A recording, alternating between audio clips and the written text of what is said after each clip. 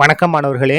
இந்த வீடியோவில் 10ஆம் வகுப்பு கணிதம் அலகு 1 உறவுகளும் சார்புகளும் இதில் பயிற்சி 1ல் 4ல் 8வது கணக்கு பார்க்க போகிறோம். என்ன கொடுத்துருக்காங்க பாருங்க, ஏ மற்றும் பி 2 கணங்கள் கொடுத்துருக்காங்க. மேலும் f from A to B ஆனது f of x equal to a x plus b என வரையறுக்கப்பட்ட மேல் சார்பு எனில் ஏ மற்றும் பியை காண்க. 2 கணம் கொடுத்துருக்காங்க, எடுத்து எழுதிட்டோம். எஃப்ன்ற ஒரு சார்பு கொடுத்துருக்காங்க ஏலேருந்து பிக்கு. இது எப்படி வரையறுத்துருக்காங்கன்னா f of x equal to a x plus பின்னு வரையறுக்கப்பட்டிருக்கு. இது வந்து என்ன சார்பு? மேல் சார்பு. மேல் சார்பு அப்படின்னா எது எது சமமாக இருக்கும்? துணை மதிப்பகமும் வீச்சகமும் சமமாக இருக்கும். வேற மாதிரி எப்படி சொல்லலாம்னா, துணை மதிப்பகத்தில் இருக்கக்கூடிய எல்லா உறுப்புகளுக்கும் மதிப்பகத்தில் ஒரு முன் நிழல் உரு இருக்கணும். இந்த மாதிரி எப்படினாலும் நம்ம சொல்லிக்கலாம். 2 வழியில் நான் உங்களுக்கு சொல்லியிருக்கேன், சரியா? அதை தான் நம்ம பயன்படுத்த போகிறோம். நம்ம ஏ மற்றும் பியை கண்டுபிடிக்கணும். இப்போது சின்னதாக ஒரு அம்புக்குறி படம் போடலாமா? Arrow diagram. இது ஏ, இது பி. ஏல என்ன இருக்குது? -1 1 இருக்குது. பியில் 0 2 இருக்குது. பாருங்க, இப்படி தொடர்படுத்தலாம்ல. இது வந்து என்னது? மேல் சார்பு. ஒன்றுக்கு ஒன்றான சார்புன்னு சொல்லலாம், மேல் சார்புன்னு சொல்லலாம். அப்போ இது என்ன? இருபுற சார்புன்னு சொல்லலாம். நமக்கு இங்கே கொடுத்துருக்க நிபந்தனை என்ன? இது வந்து மேல் சார்பு மட்டும் எடுத்துக்கிட்டா போதும். இப்போ பாருங்க, இது வந்து எஃப், சரியா? இதில் -1,0 -1 எது கூட தொடர்படுத்துறது? 0 கூட. அப்போ இது வந்து என்ன அர்த்தம் அப்படின்னா x comma F of X, X comma F of X, X comma y, ஒய்னாலும் எஃப் ஆஃப் எக்ஸ்னாலும் ஒன்று தான், சரியா? இப்போ பாருங்க, இந்த இடத்துல எக்ஸோட மதிப்பு -1, எஃப் ஆஃப் எக்ஸோட மதிப்பு 0. இதில் தான் நம்ம கொண்டு போய் பிரதியிட போகிறோம். இப்போ பாருங்க, பிரதியிடலாமா? F of X, F of எக்ஸுக்கு பதிலாக 0 ஈக்குவல் டு ஏ அப்படியே வந்துடும். பாருங்க, எக்ஸோட மதிப்பு -1, அப்போ எக்ஸுக்கு பதிலாக -1, இந்த பி அப்படியே வந்துடும். இப்போ என்ன செய்யணும்னா சைடை மாற்றி எழுத போகிறோம். ஏவையும் -1 பெருக்குனா -a plus B equal to இந்த 0 இந்த பக்கம் வந்துடும். மாற்றி எழுதியாச்சு, சரியா? ஏவை -1 -1 ப்ளஸ் பி ஈக்குவல் டு 0. இது வந்து சமன்பாடு 2. அடுத்தது எப்படி எடுத்துக்கலாம்? 1,2 எடுத்துக்கலாமா? பாருங்க, 1,2 அப்படின்னா என்ன அர்த்தம்? X comma F of X, F of எக்ஸ்னாலும் ஒய்னாலும் ஒன்று தான். இந்த இடத்துல பாருங்க, முதல்ல இருக்கிறது எக்ஸ், எக்ஸோட மதிப்பு 1, ரெண்டாவது இருக்கிறது ஒய், அதாவது F of X, F of எக்ஸோட மதிப்பு 2. இப்போ பாருங்க, இதெல்லாம் பிரதியிட போகிறோம். எஃப் ஆஃப் எக்ஸ் இருக்கா? எஃப் ஆஃப் எக்ஸோட மதிப்பு என்ன? 2 ஈக்குவல் டு ஏ அப்படியே வந்துடும். எக்ஸுக்கு பதிலாக 1, எக்ஸுக்கு பதிலாக 1 ப்ளஸ் பி. சைடு மாற்றி எழுதிக்கலாமா? ஏவை 1 பெருனா ஏ ப்ளஸ் பி அப்படியே வந்துடும் ஈக்குவல் டு 2. இதான் என்னது? சமன்பாடு 3. இப்போ சமன்பாடு 2 3 தீர்த்தோம்னா நமக்கு என்ன கிடைச்சிடும்? ஏ மற்றும் பியின் மதிப்புகள் கிடைச்சிரும். தீர்க்கலாமா? பாருங்க, இது பக்கத்தில் இந்த 2வது சமன்பாட்டை எடுத்து அப்படியே எழுதுங்க. 2வது சமன்பாட்டை அப்படியே எழுத போகிறோம். என்ன இருக்குது?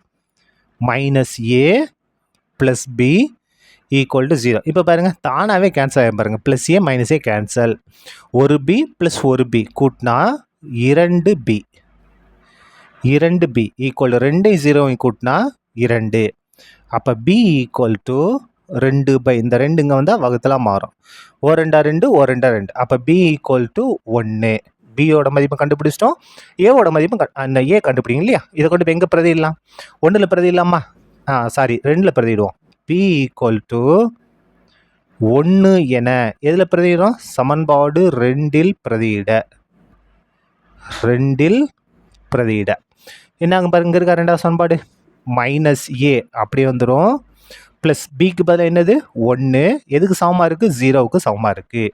அப்போ -ஏ ஈக்குவல் டு ப்ளஸ் 1 இங்கே வந்தால் -1, மைனஸ் மைனஸ் கேன்சல் ஆகுமா? அப்போ ஏ ஈக்குவல் டு 1. இந்த மாதிரி ஏ ஈக்குவல் டு 1ன்னு வந்திருக்கு, பி ஈக்குவல் டு 1ன்னு வந்திருக்கு. இது ஒரு இது மட்டும்தான் வாய்ப்பா? வேற ஒரு வாய்ப்பும் இருக்குது. அது என்னென்னா இப்போ பார்க்க போகிறோம். இந்த பக்கம் பாருங்க, இந்த பக்கத்தில் இப்போ பாருங்க, இன்னொரு அம்புக்குறி படம் போட போகிறோம். எப்படி வரும் பாருங்க, இந்த மாதிரி வரும் இல்லையா? இது ஏ, இது பி, இது எஃப்ன்ற சார்பு. ஏல என்ன இருக்குது? -1 1 0 2. இது இந்த மாதிரி இருக்கலாம். இப்படி இருந்தாலும் இது மேல் சார்பு தான். பாருங்க, -1 0 கூட தொடர்புபடுத்தினாலும் 1 2 கூட தொடர்புமா இது என்னது மேல் சார்பு. இப்போ மாற்றிட்டோம் பாருங்க, -1 2 கூட 1 0 கூட இந்த மாதிரி தொடர்புபடுத்தினாலும் இது என்னது தான் மேல் சார்பு தான். இப்போ பாருங்க, மறுபடியும் நம்ம கணக்கு ஆரம்பிக்க போகுது. இது என்னது -1, 2 என்ன அர்த்தம் இது? X comma F of X, X comma பாருங்க, எக்ஸோட மதிப்பு -1, எஃப் ஆஃப் எக்ஸோட மதிப்பு 2. இந்த ஃபார்முலா தான் இது பண்ண போகிறோம். முதல் இது இருக்கா, இதில் தான் இது பண்ண போகிறோம்.